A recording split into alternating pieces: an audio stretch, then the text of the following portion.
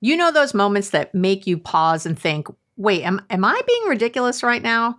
You feel off, but you can't quite explain why. The conversation wasn't overtly mean. I mean, you weren't screamed at, but still something felt wrong. Well, you might be experiencing micro-gaslighting. Now, we already know that gaslighting is a form of emotional manipulation meant to distort your sense of reality, but micro-gaslighting can sometimes be even sneakier because it hides behind sarcasm, jokes, well-meaning comments that over time make you question yourself in small, cumulative ways. So, today we'll discuss the differences between gaslighting and micro-gaslighting, why it happens, whether you might be doing it yourself and not realizing it, and as always, my top 6 action steps to move forward. So stay tuned. Welcome back to the podcast. You know who I am. And oh my gosh, get this, 1 episode left in season 7. Yep, you have 1 more. And then I take my little break every year. I take a couple weeks off in the summer. I take a couple weeks off around the holidays. But other than that, I'm here every single week and have been for now 7 years. I think that's some consistency. I just want to say.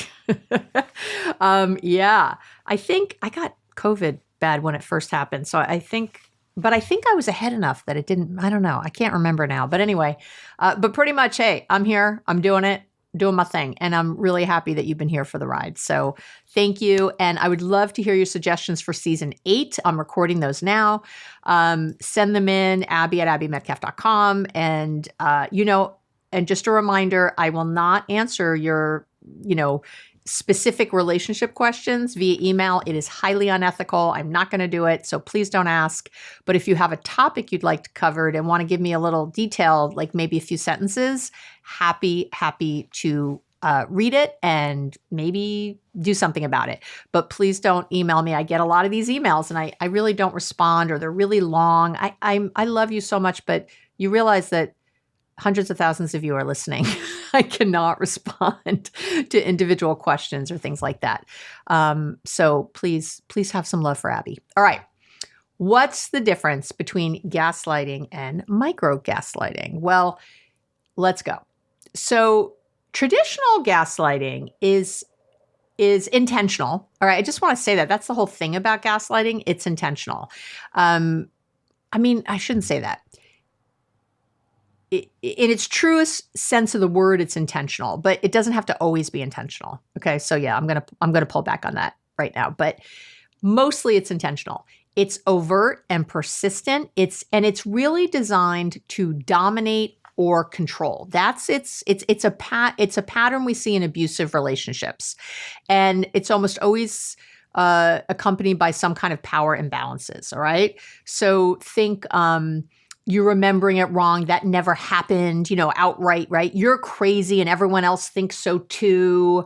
That's a good one. I know what you really meant, even if you don't.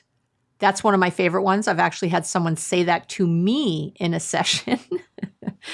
So that level of gaslighting, right? That's a psychological mind game. And it results in really a faulty sense of your reality, of your memory, and frankly, your emotional truth, right? Micro-gaslighting, on the other hand, is often unintentional. So it really, by definition, maybe we should use a different word than gaslighting, but, stick with me here, okay? Often it's unintentional. It's definitely more socially acceptable or like normalized. It's casual, habitual. It's really embedded in everyday conversation. I hear stuff like this a lot in everyday communication. It's more common in like what would be considered functional relationships, like workplaces, your friendships, again, even romantic partner. It doesn't mean that there's these huge power imbalances and all this maliciousness, right? It can still be there. And to me, the key difference is that it's less about control and more about emotional avoidance or discomfort. I'm going to say that again. Regular quote unquote gaslighting is, and I did an entire episode on that. I will link to it below the video if you're watching on YouTube, and on my website, as I always do, and I write a corresponding blog for every episode so that you can go read if you want. If you want to send this to someone who doesn't listen to podcasts, you can send them the blog post. And I always link all the research, all the past episodes I've done, everything else will be in those places, okay? So I want to say this again. It's less about control. Regular, formal kind of gaslighting is about control, dominance, manipulation, all that. And this is more about emotional avoidance or discomfort. Okay? So I want you to think that. All right. So let me give you examples. So it's quieter. Wow. Oh, you're really sensitive. Just something like that. Oh, you're really sensitive. Calm down. I was just teasing. Another one of my favorites. And again, these could also be regular gaslighting, obviously, right? They're just said in a different context. Okay. You always, you take things the wrong way a lot. So maybe they wouldn't say you always take things the wrong way. Maybe they would say, you take things the wrong way a lot, that kind of thing. So you might hear it that way. So, and the intent might not be malicious, but the impact is still real. Okay, still real. And micro-gaslighting really teaches you to distrust yourself I think of it as a kind of slow motion. That's how I explain it to clients. So some more examples in everyday life or things like, hey, you're overthinking. It was just a text. A lot of times, again, it's masking like a passive-aggressive thing, which, again, gaslighting, passive-aggressive can be very similar. And again, I did an episode on dealing with passive-aggressive people that you can listen to, and I'll link to it. Maybe, you make a big deal you're making a big deal out of nothing. My favorite, it must be that time of the month again. Yeah, that lands well with me. You're just tired. That's why you're acting like this. You're being dramatic. I was just teasing you. I see a lot of the teasing stuff. You need to lighten up. It's not that deep. Things like that, like a lot of this minimizing, right? And so these comments, they don't seem explosive, right? But they carry a powerful subtext, and that is that your feelings are invalid. Your perception is flawed. You're too much somehow. They've sprinkled into sort of otherwise because they're sort of in these otherwise normal interactions, they often will slip right past your defenses. You won't even notice it's happening. But over time, they train you to distrust your gut, and that's the problem with it. So why does micro-gaslighting, how does it work, and why does it hurt? Okay, why it works. And again, this isn't just about being too sensitive. There's a lot of science here. When someone invalidates your internal experience often enough, it creates something that we psychologists call cognitive dissonance, because your brain is struggling to reconcile what it feels with what it's being told. Okay, that's the cognitive dissonance. One thing is happening in your brain and another thing is happening out there. Okay, we get cognitive dissonance also if you're doing something that's against your values, personally. If you're doing something against your values, you'll have some of that too. But there's this tug of war between your emotional truth and someone else's narrative. So what someone else is telling you, and that's going to activate your amygdala, right? That part of your brain, the fear part of your brain. It's responsible for processing fear, processing threats. And when your amygdala is triggered repeatedly in a particular relationship, right? Romantic, family, professional, doesn't matter. It disrupts your sense of safety. Okay. Yeah. It erodes something that, again, we psychologists call interoceptive accuracy. Okay. Because I always so much of this can feel like, it's just, I just have to think different or whatever. I am being too sensitive. And I want you to realize that there's really, again, research behind what's happening in the reactions you're having so that you can understand it better and correct it differently. I also always hope that when I give you the background and the research and all that, you'll understand why I'm suggesting what I'm suggesting to do, the action steps, and do them. Okay. That's why I've always set up the podcast this way. So interoceptive accuracy is basically your ability to interpret your body's internal signals correctly. Okay. So, am I feeling anxious or am I just being difficult, right? Your way to answer that question. So it's not just emotional, it's neurological. Over time, chronic micro-gaslighting will lead to self-doubt and confusion, obviously, right? Difficulty making decisions. If you have a lot of difficulty with that, it might be because of this. Definitely a loss of confidence in your memory or judgment. It can lead to increased anxiety and obviously emotional dysregulation, feeling like you're walking on eggshells all the time, things like that. So in short, basically your nervous system doesn't know whether to trust you or the other person. And that is a very dangerous place to live. Okay. And this is a great time to tell you, I've been trying to create a free giveaway, download, whatever, for every episode that's very particular to the episode, not just, my mindfulness starter kit or something else that's free. Because I'm really, again, kind of doubling down on you feeling like this could be in place of therapy, or, if you can't afford therapy, that's always been my goal, or that it can really augment therapy in a deeper way. So today, for this episode, I created a relationship inventory, which is basically an emotional safety check-in. It's like a little worksheet for you to look at or do. And you can, again, download that, all the places I mentioned, where you can see everything. And I really hope you download it, because it's going to help you sort of get out of the gaslighting and get into what's real and what's not. All right. So the question I get asked is micro-gaslighting a form of narcissism, right? Because whenever we think of gaslighting, we think of narcissism. And I tell you that it's definitely not necessarily is what I will answer to that. But if we had a Venn diagram, it would definitely overlap, okay? So when we think of narcissistic personality disorder, NPD, again, a clinical diagnosis, gaslighting is not a clinical diagnosis. And narcissistic personality disorder, NPD, is a clinical diagnosis. And, we have grandiosity, lack of empathy, a need for admiration, deep, deep insecurities masked by superiority. Okay, basically. So gaslighting is often a tool used by people with narcissistic traits because they're trying to maintain power, control, the upper hand, right? That all goes together. But here's the catch. You can gaslight without being a narcissist, just like you can yell without being an abuser, right? Context matters, patterns matter, which is often why it's dangerous to listen to a 30-second video about this or a minute reel about this, because there's a lot to it other than just, oh, that's gaslighting, or that's this, that's that, right? Gaslighting, especially the micro versions of gaslighting, often stem from, again, a little different, poor emotional regulation, fear of being the bad person, the bad guy, the bad gal, right?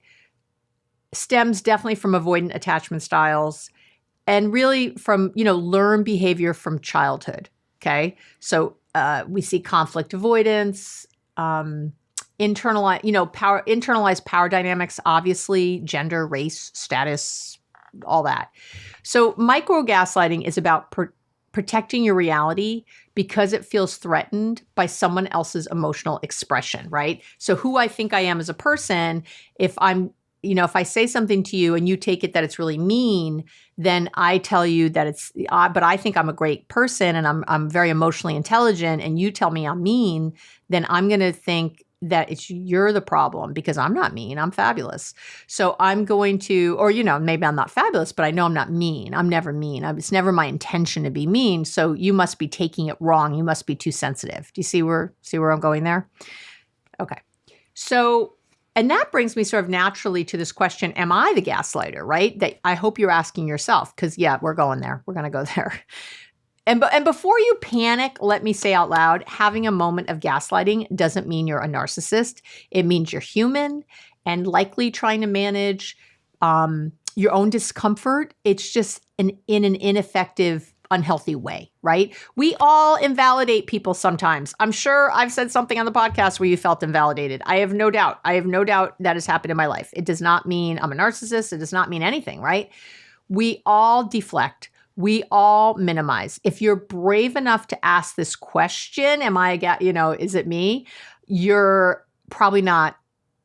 You're probably not. No matter what, you're not a full-time manipulator. I'll tell you that much. But here's what I want you to reflect on, okay? Because this is all about self-reflection, right? Not blame, but understanding ourselves.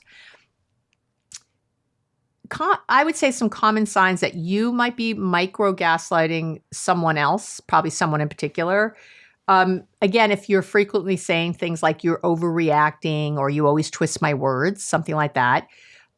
If you're, again, frequently, not that you've ever done this, but with some regularity, you tell people or a certain person to lighten up or to stop being so dramatic. Maybe you get uncomfortable when others are emotional and you try to shut it down somehow. If you're someone who rewrites past conversations to make yourself seem more reasonable, if you jump to defensiveness rather than curiosity when someone expresses hurt, that's a big one, I think. And again, it's okay if this sounds familiar. The goal is not to shame yourself. It's to wake up, right? It's to have some self-reflection. That's all. It's all we're doing here. So if you're the one doing it, what should you do? So, and then I'll get into what you do when other people do it, right? So first, breathe, okay? It's okay. Then, number one is acknowledge the behavior, right? So, and if it's in the moment, you can say, I realize, what can you say? I realize I dismissed how you felt just now, and I'm sorry.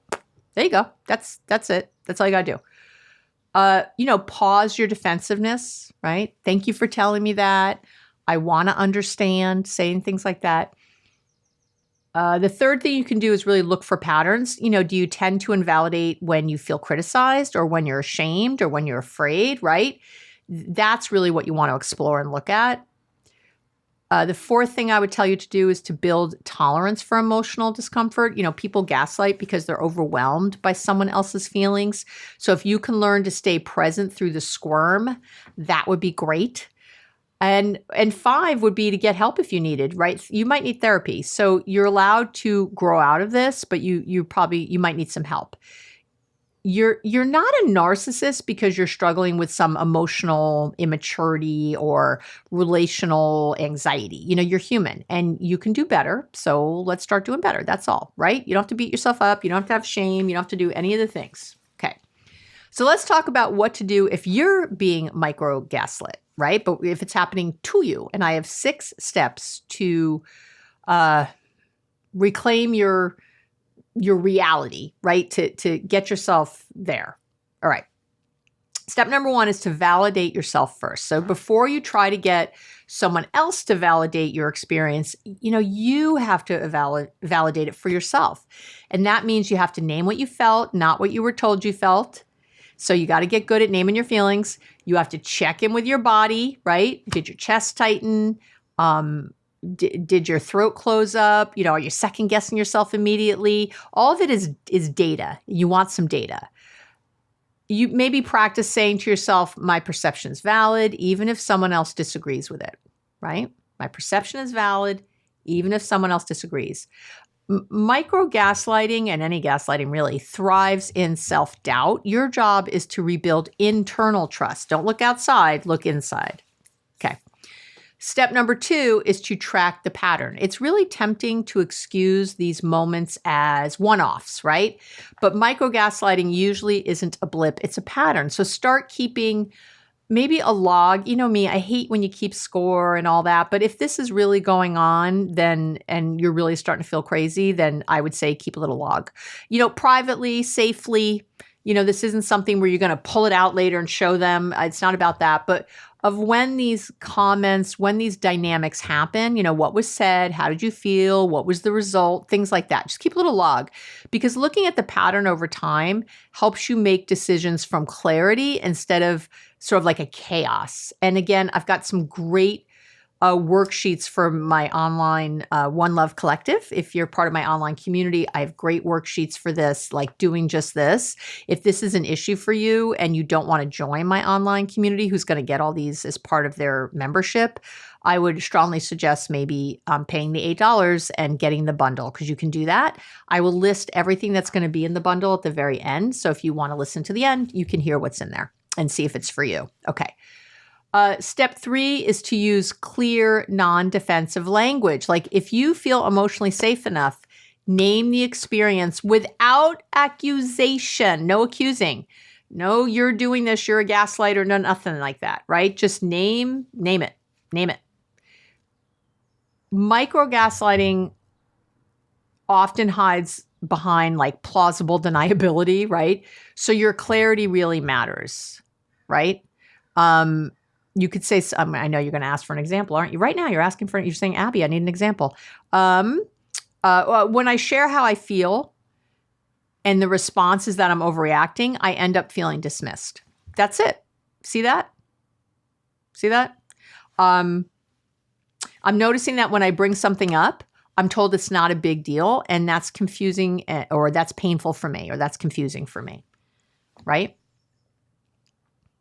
You know what I heard the other day? Well, I'm going to give you one more example, and then I'm going to tell you this. I need space to feel what I feel, even if you don't agree with it. That's another good one. The other day, I was roaming through something. I'm not really on social media much, but occasionally I take a minute, and I heard someone say, and I apologize, it's not me that said it, so I'll just give credit, but I'm not giving the credit to the person, but it was a man.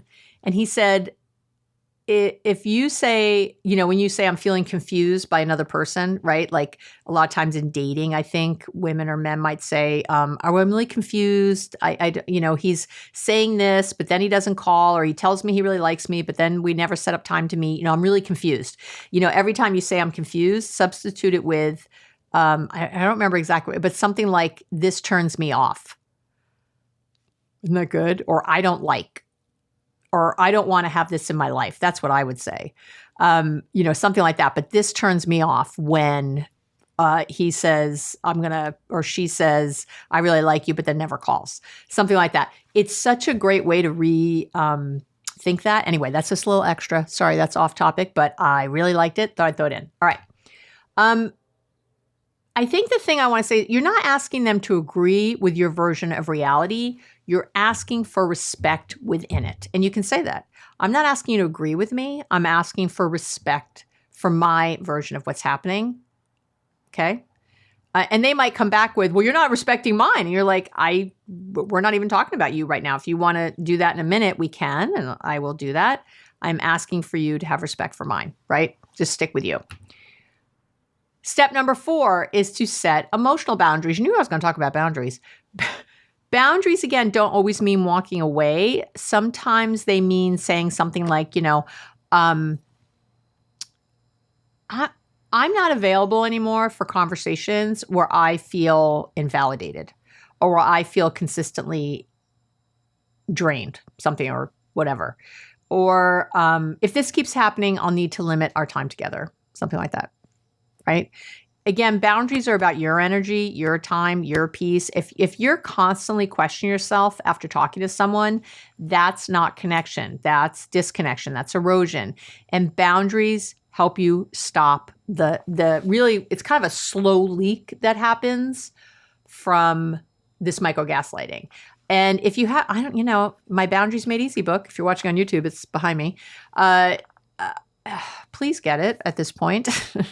Or I have the Boundaries Made Easy, the workbook, Boundaries Made Easier, which goes even into more. There's different things in the workbook than the book. They're very similar. I'd say 80% of them are similar, and there's another 20%, or maybe it's 70-30.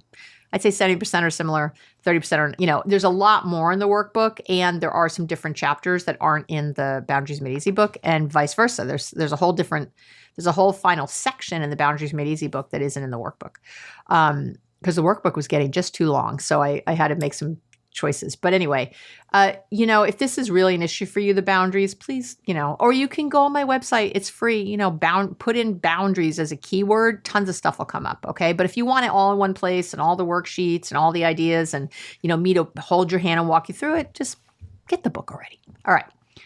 I say with love. Step number 5 is to find reflective spaces. And being micro-gaslit makes you feel like you can't trust yourself. So while you're rebuilding that self-trust, borrow some perspective from people who do listen well to you. So that could be a therapist. It could be a trusted non-gaslighty friend. It could be journaling. It could be a voice memo to yourself that you replay to remind yourself, because having your thoughts reflected back to you clearly without minimization, without distortion, it'll really help you untangle what's yours and what isn't yours. And again, don't talk to 50 different people. I say this all the time. Don't talk to 50 different people. You'll get 50 different ideas and all kinds of things. One trusted friend and or a therapist and, one place. Just try to keep it maybe 2. That's it. Okay. Step 6 is to really stay grounded in your values. When someone tries to distort or shrink your reality, it's very easy to feel just unmoored, untethered. So come back to this. What kind of relationships do you want? What kind of communicator do you want to be? What do you need to feel emotionally safe? And let those answers, not their defensiveness, not your defensiveness, guide your next move. Okay? Right there. And that's it. So how do I want to wrap up? I want to wrap up by saying this. Micro-gaslighting is a wake-up call. So whether you're on the receiving end or you're realizing you've been doing it yourself, I want you to see it. What do I always say?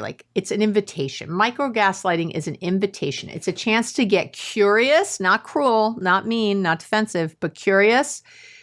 It's a chance to build clarity instead of blame. It's a chance to work on your communication skills, instead of control. You don't have to let those sort of tiny paper cuts become scars, I guess is what I'm trying to tell you. Okay. All right. That is it for this week. Remember to download the relationship inventory, your emotional safety check-in. And if you want to hear everything that's in the bundle, stay tuned. And otherwise, have an amazing week. So if you are part of the One Love Collective and want to know what's in the bundle, now I am moving the One Love Collective from Patreon to Substack. And this summer, so by the time you listen to this, I won't have moved yet, but we're moving over to Substack. And we're going to have a flat fee of $9. There's not going to be different tiers anymore. You're going to have access to the live Q&As with me. You're going to have everything. All the community stuff, this podcast with no ads, early drops, all the things, plus all of these handouts it's like a masterclass for every episode. So it's again, like therapy for every episode. So you could go deeper and really hopefully fix whatever, the episode might've been about, right? Really get deeper on it. And if again, you don't want to, and you just want to buy the bundle, I'll still always have the bundles for $8. Okay. So either way. So for now, there are tiers. And right now, tier 1 is my inner circle. And you're going to get journaling prompts, a reflection worksheet where it really focused on helping you spot the patterns. And there's a quiz. Am I being micro-gaslit or am I doing it? In case you're not sure. Tier 2, there's everything in tier 1, of course. And tier 2 is my love accelerator. And there you're getting a guided visualization to help you through this. A repair guide, what to do if you've micro-gaslit someone. Okay. There's like a repair guide in case that's been part of your relationship and you've been on the doing end. And a worksheet focused on where you learned to question yourself, because we get into these kind of relationships because of our past. So where did you learn to question yourself? Little worksheet to help you work that out. Tier 3, which is the VIP Love Lab, gets everything in tiers 1 and 2. Plus, I have a language swap guide. So it's like from micro-gaslighting to mindful speech, to really help that transition and to help you maybe even give it to others who are gaslighting you.